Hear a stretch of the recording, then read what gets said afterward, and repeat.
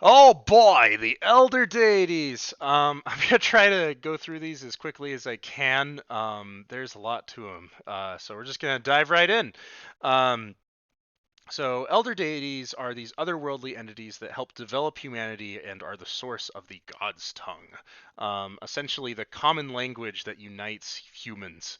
It is the language spoken by the elder deities to their followers in their dreams.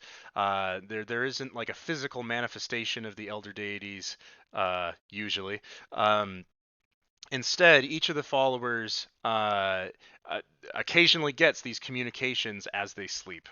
Um, it depends on the person. Some people are not deemed as important and aren't talked to as often, but hunters, especially, are people viewed as especially valuable to the elder deities and often talk to them, especially as their relation. I've been saying especially a lot. As their relationship with the elder deities grows. So this will usually start off when you find like the shrine of an elder deity or something like that, something that initially kicks off your ability to channel the elder deity's powers, as any follower has some innate capability of channeling the reality bending powers of these gods, essentially. Don't confuse them with normal gods. That's why I keep on saying elder deity. Um, but they are sort of gods in a traditional sense. Um, and So, for example, we have Arasker here, and Arasker is she is the elder deity of life and death, and bestows favors of of growth and health. Um, so what that means is that what that means is that if you channel her power, you will gain abilities related to restoring people or some aspect of life and evolution. You can make things grow. If you're especially powerful, you can make things age. Um, something to do with that theme of life in some way. Um, However, as you use the powers of an elder deity, they wane, and the only way to restore them is by developing your relationship as you talk to the elder deities within your hunter's dreams. This is in the adventure; these are given as like little prompts, like little things for your GM to go over and discuss with you as they role play that particular elder deity. And depending on how well you get along with them, you may get some of your power restored, or even like an increase to your power, depending on how well you get along with them, essentially. However, that doesn't necessarily mean getting along with them well. Doesn't always mean that you just having a good time with buddy buddy. Of course, the elder deities have their own agendas, and they will sometimes require things from you. Sometimes it can be something done immediately, like Orasker in particular is known for sapping the willpower out of her individuals so that she can give it to others. Um, Sometimes even crippling pieces of yourself. Um, and she'll do that in a snap, and you're good. Wow, I didn't even snap there.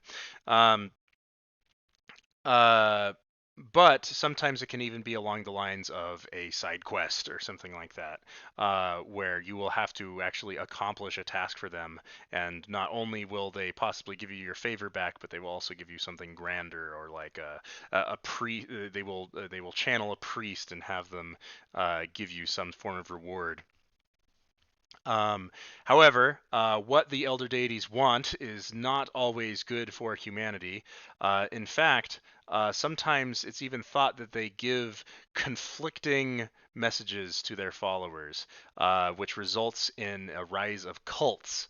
So, for example, with Orasker here yet again, her goal is largely about promoting life in all its forms. She wants multiply and higher quality of life and yada yada.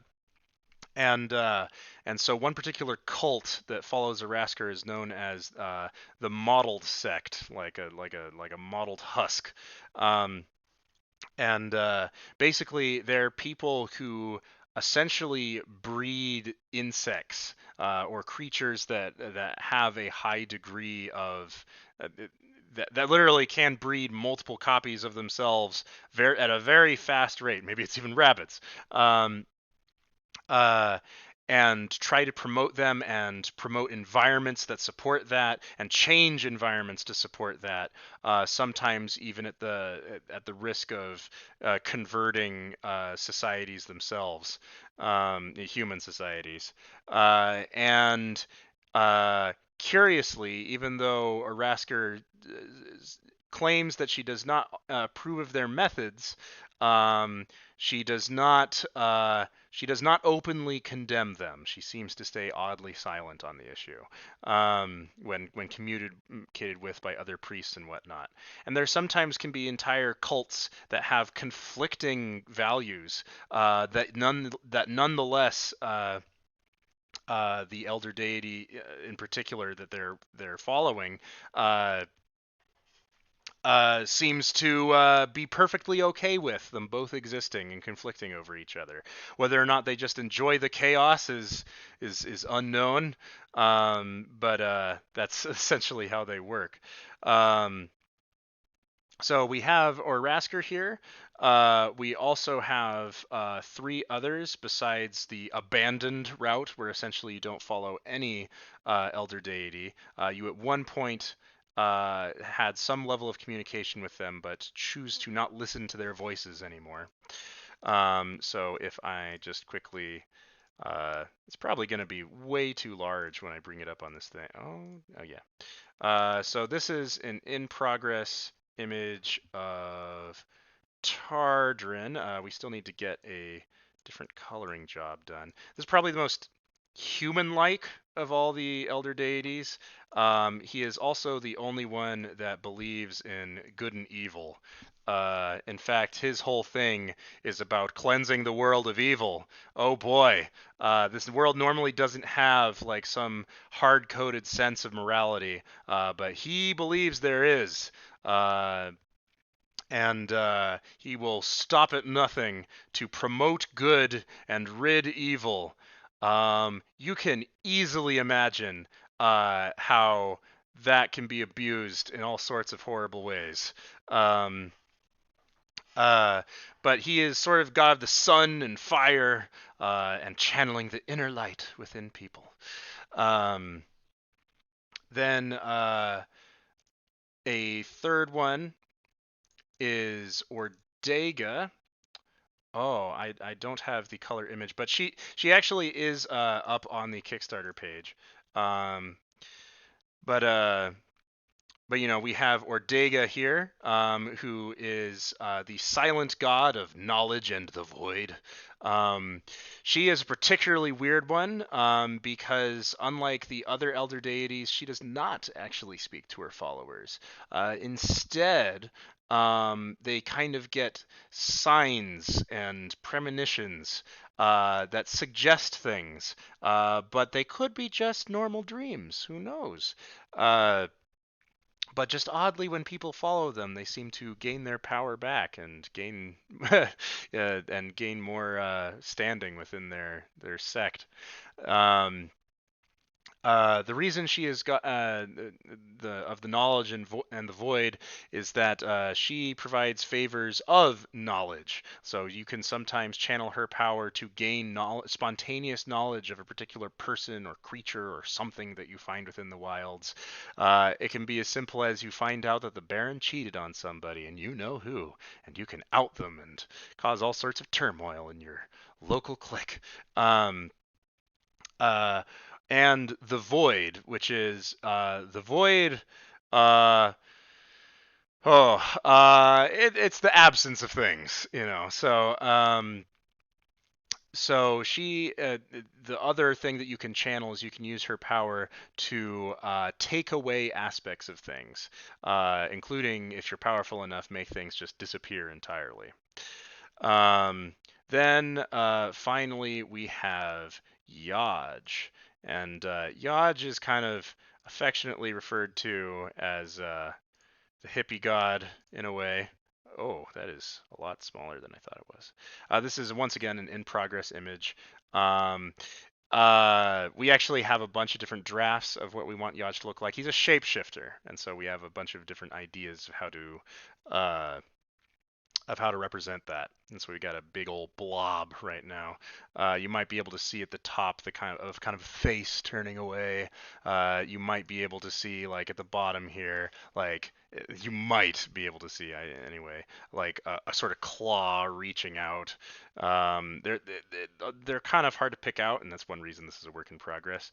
But nonetheless, Yaj is a shapeshifter who uh, who is the god of dreams and destiny, I believe are the words we use. Um, and dreams is referring to like obviously all the elder deities talk to you in their dreams, right? But he is the elder deity of literally dreams of like fantastic, odd things. Um, and he and destiny is referring to your future. Uh, and so he gives favors of shape shifting and luck, I believe. Um, and so if you channel his power, you could potentially shapeshift something slightly or incredibly if you've got a bunch of his power. Um, you know, give something butterfly wings or turn something into a newt.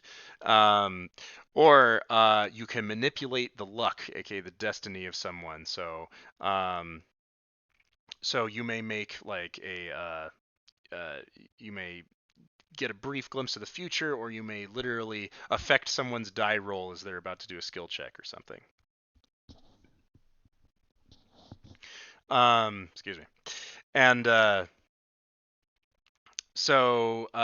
that's the basic overview of all of the elder deities. Um, there is more to that, like their true intentions and everything, but I don't. Oh, I don't want to go over it in these little lore videos. You may just have to wait for that. Um, but we'll see. Anyway, thank you very much, and I'll see you in the next video.